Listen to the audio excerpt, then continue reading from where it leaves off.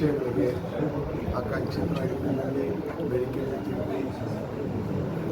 ಕೆಲವೊಂದು ಸಂದರ್ಭದಲ್ಲಿ ನಮ್ಮ ಬಯಕೆಗಳು ಈಡೇರಿದ್ದಾವೆ, ಕೆಲವೊಂದು ಸಂದರ್ಭದಲ್ಲಿ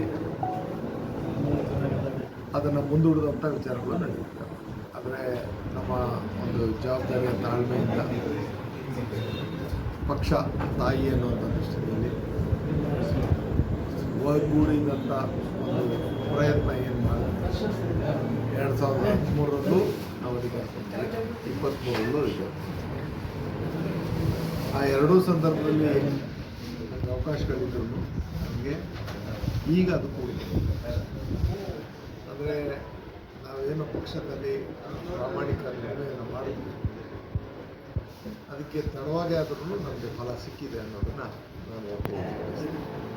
ಆ ಕಾರಣಕ್ಕಾಗಿ ನಮ್ಮ ಅಖಿಲ ಭಾರತ ಕಾಂಗ್ರೆಸ್ ಅಧ್ಯಕ್ಷ ಆದ ಸನ್ಮಾನ್ಯ ಮಲ್ಲಿಕಾರ್ಜುನ ಖರ್ಗೆ ಅವರು, ಲೋಕಸಭೆಯ ವಿರೋಧ ಪಕ್ಷ ನಾಯಕರು, ಭವಿಷ್ಯತ್ತಿನ ಪ್ರಧಾನಮಂತ್ರಿ ತಂದೆ ಬೆಂಬಲಿತರಾಗಿರ್ತಕ್ಕಂಥ ರಾಹುಲ್ ಗಾಂಧಿ ಅವರು, ಮಾಜಿ ಮುಖ್ಯಮಂತ್ರಿಗಳಾದ ಸಿದ್ದರಾಮಯ್ಯ ಅವರು, ನಮ್ಮ ಜನಪ್ರಿಯ ಮುಖ್ಯಮಂತ್ರಿಗಳಾದ ಡಿ ಕೆ ಶಿವಕುಮಾರ್ ಅವರು, ನಮ್ಮ ಪಕ್ಷದ ಅಧ್ಯಕ್ಷರಾದಂಥ ಡಿ ಕೆ ಅರುಣ್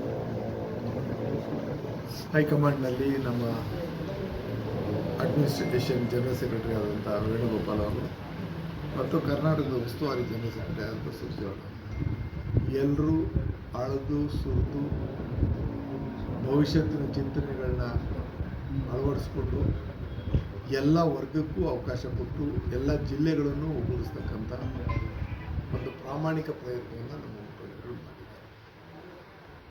ಹಾಗಾಗಿ ಅವರ ಒಂದು ತೀರ್ಮಾನದಲ್ಲಿ ಇವತ್ತು ನಾನು ಅದರಲ್ಲೂ ಒಬ್ಬನಾಗಿ ಸಚಿವ ಸ್ಥಾನವನ್ನು ನಿನ್ನೆ ಪ್ರಮಾಣವಚನ ಸ್ವೀಕರಿಸಿದ್ದೆ. ನಮ್ಮೆಲ್ಲರ ಒಂದು ಜವಾಬ್ದಾರಿ ಭಾಳ ದೊಡ್ಡದಾದಂಥ ಜವಾಬ್ದಾರಿ ಇದೆ.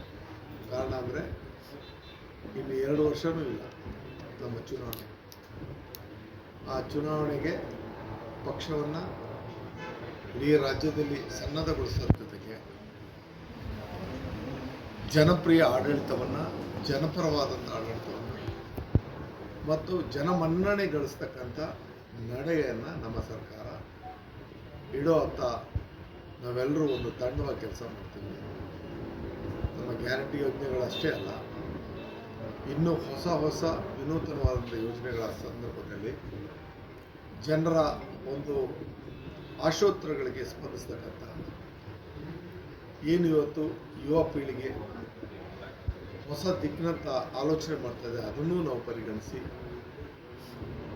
ಆ ಒಂದು ಹೊಸ ಶಕೆಯನ್ನು ನಾವು ಮೈಗೂಡಿಸ್ಕೊಂಡು ನಮ್ಮ ಸರ್ಕಾರ ಹೆಜ್ಜೆ ಇಡ್ತದೆ.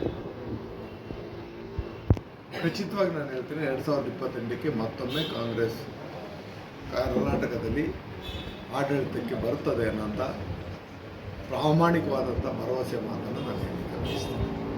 ಹಾಗೆ ನಮ್ಮ ಕನಸು ಇಡೀ ರಾಷ್ಟ್ರದ ಕನಸು, ಇವತ್ತಿನ ಯುವ ಜನತೆಯ ಕನಸು. ರಾಷ್ಟ್ರದಲ್ಲಿ ಒಂದು ಬದಲಾವಣೆ ಬೇಕು, ಯುವಕರ ಒಬ್ಬ ನಾಯಕ ಬೇಕು ಅನ್ನೋದನ್ನು ಬಯಸ್ತಾ ಇರೋಂಥ ಜಾಗದಲ್ಲಿ ಅದಕ್ಕೆ ಸೂಕ್ತವಾದಂಥ ಜವಾಬ್ದಾರಿಯುತವಾದಂಥ ನಾಯಕ ನಮ್ಮಲ್ಲಿರ್ತಕ್ಕಂಥದ್ದು ನಮ್ಮ ಅಧಿನಾಯಕ ರಾಹುಲ್ ಗಾಂಧಿಯವರು. ನಮ್ಮೆಲ್ಲರ ಶಪಥ ಒಂದೇ, ರಾಹುಲ್ ಗಾಂಧಿಯವ್ರನ್ನ 2029ಕ್ಕೆ ಈ ರಾಷ್ಟ್ರದ ಪ್ರಧಾನಿಯನ್ನಾಗಿ ಮಾಡ್ತಕ್ಕಂಥದ್ದು. ಅದಕ್ಕೆ ನಮ್ಮ ಎಲ್ಲ ಶ್ರಮ ಮತ್ತು ನಮ್ಮ ಎಲ್ಲ ರೀತಿಯ ಹೋರಾಟ ಮತ್ತು ನಮ್ಮ ಸಂಘಟನೆ ಮತ್ತು ಜನಾಭಿಪ್ರಾಯವನ್ನು ಕ್ರೋಢೀಕರಿಸ್ತೇವೆ. ನಮ್ಮ ಕ್ಷೇತ್ರದ ಅಭಿವೃದ್ಧಿ ಕುರಿತು ಈಗ ಅದನ್ನು ಅಭಿವೃದ್ಧಿ ವಿಚಾರದಲ್ಲಿ ಕ್ಷೇತ್ರದ ಬಗ್ಗೆ ಮಾತಾಡೋಕೆ ಹೋದರೆ ಹಲವಾರು ವಿಚಾರ ಇದೆ. ಶೈಕ್ಷಣಿಕವಾಗಿ ವಿನೂತನವಾದಂಥ ಕಾರ್ಯಕ್ರಮನ ಕರ್ನಾಟಕದಲ್ಲಿ ಎಲ್ಲೂ ಇಲ್ಲದೆ ಇರತಕ್ಕಂಥ ಗ್ರಾಮೀಣ ಪ್ರದೇಶದ ಸರ್ಕಾರಿ ಶಾಲೆಗಳಿಗೆ CSR ಅನುದಾನವನ್ನು ಯಥೇಚ್ಛವಾಗಿ ತೆಗೆದುಕೊಂಡು ಹೋಗಿ ಇಡೀ ಮಳವಳ್ಳಿ ತಾಲೂಕಿನ ಎಲ್ಲ ಸರ್ಕಾರಿ ಶಾಲೆಗಳು ಡಿಜಿಟಲೀಕರಣಗೊಂಡು ಮಲ್ಟಿಮೀಡಿಯಾ ಸೆಂಟರ್ ಎಲ್ಲ ಹೈಸ್ಕೂಲ್ಗಳು ಇದ್ದು ಒಂದು ಆಧುನಿಕ ತಂತ್ರಜ್ಞಾನ ಯುಕ್ತವಾದಂಥ ಶಿಕ್ಷಣವನ್ನು ಮಳವಳ್ಳಿಯಲ್ಲಿ ಕೊಡ್ತಾ ಇದ್ದಾರೆ. ಈ ರೀತಿ ಯಾವುದೇ ಗ್ರಾಮೀಣ ಪ್ರದೇಶದಲ್ಲಿ ಆಗಲಿಕ್ಕೆ ಸಾಧ್ಯವಿಲ್ಲ. ಸರ್ಕಾರಿ ಶಾಲೆ ಇವತ್ತು ಖಾಸಗಿ ಶಾಲೆಗಳಿಗೆ ಸವಾಲಾಗಿ ಹೇಗೆ ನಿಲ್ಲಬೇಕು ಅನ್ನೋದನ್ನು ತೋರಿಸ್ಕೊಟ್ಟಿದ್ದೀನಿ. ನೀರಾವರಿಯ ವಿಚಾರದಲ್ಲಿ ಹೊಸ ಬದಲಾವಣೆ ಹನಿ ನೀರಾವರಿಯನ್ನು ಒಂದು 30,000 ಎಕರೆಗೆ ಮಳವಳ್ಳಿಯಲ್ಲಿ ಇನ್ನೇನು ಉದ್ಘಾಟನೆ ಇಟ್ಟಿದ್ದಾರೆ.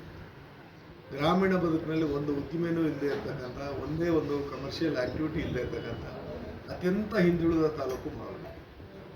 ಅಂಥ ತಾಲೂಕಿನಲ್ಲಿ ಬದಲಾವಣೆಯ ಜೊತೆಯಲ್ಲಿ ತಲಾ ಆದಾಯವನ್ನು ಹೆಚ್ಚಿಸ್ತಕ್ಕಂಥ ರೀತಿಯಲ್ಲಿ ಕೃಷಿ ಪ್ರಧಾನವಾದಂಥ ಒಂದು ಪ್ರದೇಶದಲ್ಲಿ ಕೃಷಿ ಆದಾಯವನ್ನು ಹೆಚ್ಚಿಸ್ತಕ್ಕಂಥದ್ದು ಮತ್ತು ಅದಕ್ಕೆ ಮಾರುಕಟ್ಟೆಯನ್ನು ನಿರ್ಮಾಣ ಮಾಡಿಕೊಡ್ತಕ್ಕಂಥದ್ದು, ಹೊಸತನದಲ್ಲಿ ಫುಡ್ ಪ್ರೊಸೆಸಿಂಗ್ ಒಂದು ಯೂನಿಟ್ಗಳನ್ನು ತರೋದ್ರ ಮುಖಾಂತರ ರೈತರಿಗೆ ಮನೆ ಬಾಗಿಲಲ್ಲಿ ಅವರು ಬೆಳೆದಂಥ ಬೆಳೆಗಳಿಗೆ ಸೂಕ್ತ ಬೆಲೆ ಅಷ್ಟೇ ಅಲ್ಲದ ಗುಣಮಟ್ಟದ ಬೆಳೆಯನ್ನು ಬೆಳೆಯೋದ್ರ ಜೊತೆಗೆ ಅದರ ಉತ್ಕೃಷ್ಟವಾದಂಥ ಒಂದು ಮಾರುಕಟ್ಟೆಯನ್ನು ನಾವು ನಿರ್ಮಾಣ ಮಾಡಿಕೊಡ್ತಾ ಇರ್ತಕ್ಕಂಥದ್ದು. ನಾವು ಮುಂದಿನ ದಿನಗಳಲ್ಲಿ ಈ ದಿಕ್ಕಿನಲ್ಲೇ ಹೋಗಬೇಕು. ನೀರನ್ನು ಉಳಿಸಿ, ಭೂಮಿಯನ್ನು ಉಳಿಸಿ, ರೈತನನ್ನು ಉಳಿಸಿ, ಆದಾಯವನ್ನು ಹೆಚ್ಚಿಸಬೇಕಾದ್ರೆ ನಮ್ಮ ಇಳುವರಿಯನ್ನು ಹೆಚ್ಚೋದು ಹೇಗೆ ಅನ್ನೋಂಥ ಒಂದು ಹೊಸ ಆವಿಷ್ಕಾರವನ್ನು ನಾವು ಇಟ್ಟಿದ್ದೀವಿ.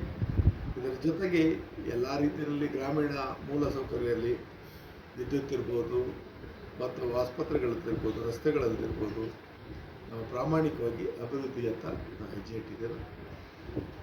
ನಮ್ಮ ಜಿಲ್ಲೆಯಲ್ಲಿ ನೀರಾವರಿಗೆ ಪ್ರಮುಖ ಆದ್ಯತೆಯನ್ನು ಇಟ್ಕೊಂಡು ಎಲ್ಲ ನಾಲಾ ಆಧುನೀಕರಣವನ್ನು ನಾವು ಕೈಗೊಂಡಿದ್ದೇವೆ. ನಮ್ಮ ಸರ್ಕಾರ ಅಲ್ಲದೆ ಬೇರೆ ಯಾವ ಸರ್ಕಾರವೂ ಕನ್ನಂಬಾಡಿಯಿಂದ ಮಂಡ್ಯದಲ್ಲಿ ಒಬ್ಬರೂ ಕೂಡ ರೈತನ ಪರವಾಗಿ ಒಂದು ಜವಾಬ್ದಾರಿಯ ನಾಲಾ ಆಧುನೀಕರಣ ಮಾಡಲಿಲ್ಲ. ಹೆಮ್ಮೆಯಿಂದ ಹೇಳ್ತೀವಿ, ನಮ್ಮ ಸರ್ಕಾರ ಮಾಡಿದೆ. ಅದನ್ನು ನಾವೆಲ್ಲರೂ ಜವಾಬ್ದಾರಿಯಿಂದ ಒಂದು ದೂರದೃಷ್ಟಿಯನ್ನು ಇಟ್ಟುಕೊಂಡು ರೈತನಿಗೆ ನಿರೂಪಲಾಗಬಾರ್ದು. ರೈತನಿಗೆ ತಕ್ಷಣ ಕನ್ನಂಬಾಡಿಯಲ್ಲಿ ನೀರು ಬಿಟ್ಟ ತಕ್ಷಣ ಅವನ ಜಮೀನುಗಳಿಗೆ ನೀರು ಬರುವಂಥ ವ್ಯವಸ್ಥೆ ತಪ್ಪಿಸಿ ಅದು ನೆಟ್ವರ್ಕ್ ಹೇಗೆ ಮಾಡಿದ್ದೀವಿ ಅಂತ ಎಲ್ಲ ಕೆರೆಗಳಿಗೂ ಆ ಕೆರೆಗಳಿಗೂ ಸಂಪರ್ಕ ಇರಬೇಕು. ಆ ರೀತಿ ವಿನೂತನವಾದಂಥ ಯೋಜನೆ ಮಂಡ್ಯದಲ್ಲಿ ನಾವು ಮಾಡಿದ್ದೀವಿ. ಸಮಾಜ ಕಲ್ಯಾಣ ಸಚಿವರು ಅಂತೇಳಿ ಈಗ ಪಕ್ಷ ಏನು ತೀರ್ಮಾನ ಮಾಡುತ್ತೋ ಅದಕ್ಕೆ ನನ್ನ ಮಗ. ಯಾವುದೇ ವಿಚಾರದಲ್ಲಿ ನಾವು ದುಡುಕುವಂಥದ್ದಾಗಿ ಮತ್ತೊಂದಿಲ್ಲ. ಇವತ್ತು ನಮ್ಮ ಒಂದೇ ಒಂದು ಉದ್ದೇಶ ಇರೋದು ನಮಗೆ 28ರಲ್ಲಿ ಕರ್ನಾಟಕದಲ್ಲಿ ಸರ್ಕಾರ, 29ರಲ್ಲಿ ರಾಹುಲ್ ಗಾಂಧಿ ಇಷ್ಟೇ. Thank you sir.